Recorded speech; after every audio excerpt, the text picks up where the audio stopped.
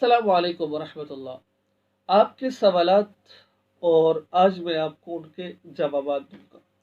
सवालात बहुत अहम है, रमज़ान मुबारक के हवाले से बहुत अहम सवालात हैं जिनका जानना हर मुसलमान को बेहद बेहद ज़रूरी है।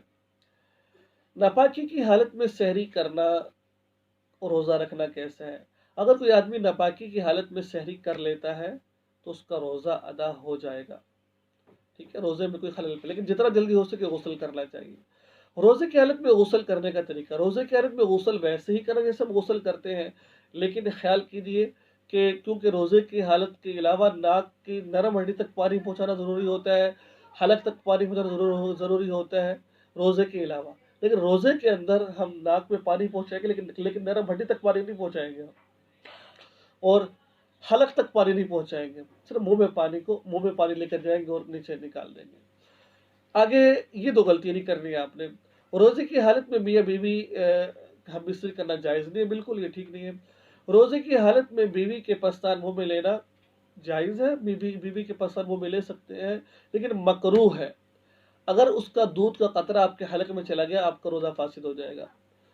तो रोज़े का फ़िदिया क्या है?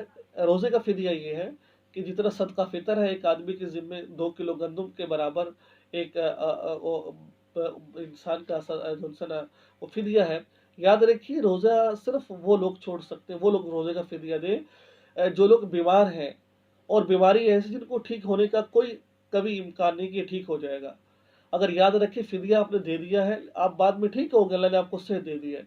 बाद में आपका जो फ़िदिया होगा वो नफ़ली सदका हो जाएगा, और जो आपका रोज़ा होगा जो आपके रोज़े रह गए उनको आपको दोबारा रखना पड़ेगा।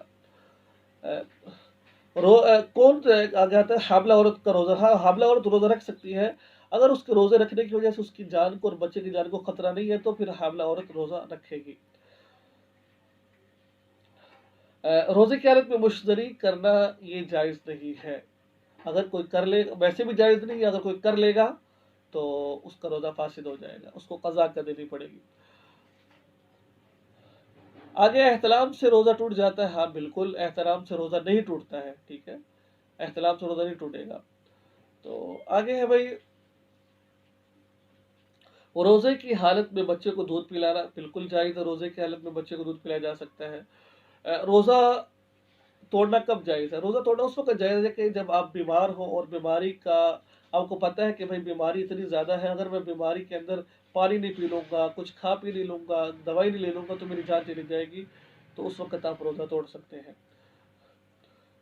तो आगे पूछते हैं, रोज़े में हैज़ रुकने वाली गोलियाँ खाना। रोज़े में हैज़ रुकने वाली गोलियाँ खाना जायज़ तो है ज़रूर, लेकिन इसमें तिब्बी नुकसान है। आपको तिब्बी नुकसान हो सकता है, तो बाज़ दफ़ा इस खाने से माहवारी के अंदर जो रूटीन है वो ख़राब हो जाती है, जो कमी पेशी है वो आ जाती है। तो लिहाज़ा खा तो सकते हैं, लेकिन नहीं, जब अल्लाह ताला ने रुख़्सत आपको दे रखी है तो फिर आपको क्या ज़रूरत है इन चीज़ों को इस्तेमाल करने की। आगे सवालात क्या पूछे आगे?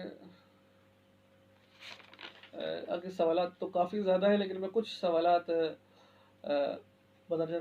तरावी पढ़ने वाले के लिए ज़रूरी है कि रोज़ा रखे? नहीं भाई, ये तरावी पढ़ने वाले के लिए ज़रूरी नहीं है कि रोज़ा रखे। ये ऐसा नहीं है कि रोज़ा एक अलग इबादत है, तरावी एक अलग इबादत है। ऐसा नहीं कि जिसने रोज़ा रखा वो तरावी भी ज़रूर पढ़ेगा, जिसने तरावी पढ़ी उसने रोज़ा भी, ऐसा नहीं है। अगर कोई आदमी रोज़ा नहीं रखता तो तरावी नहीं पढ़ता तो रोज़ा फिर भी उसके ऊपर ज़रूरी है, ठीक है ना? तो इसका उसका कोई ताल्लुक नहीं है। रोज़ा अलग इबादत है, तरावी अलग इबादत है।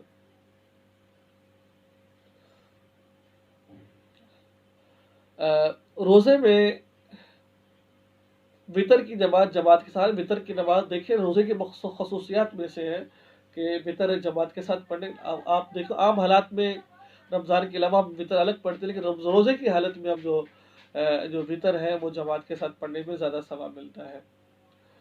तो ये थे आज के सवालात। इंशाल्लाह बाकी की आइंदा हम कभी जवाब देंगे। दुआ में याद रखिए, चैनल को सब्सक्राइब लाज़मी कर दीजिएगा, और दुआ में याद रखिएगा अपने भाई को। अल्लाह ताला हम सब का हामी नासिर हो, अल्लाह ताला हम सब की कमी कोताहियों को माफ़ फरमाए। अस्सलामु अलैकुम।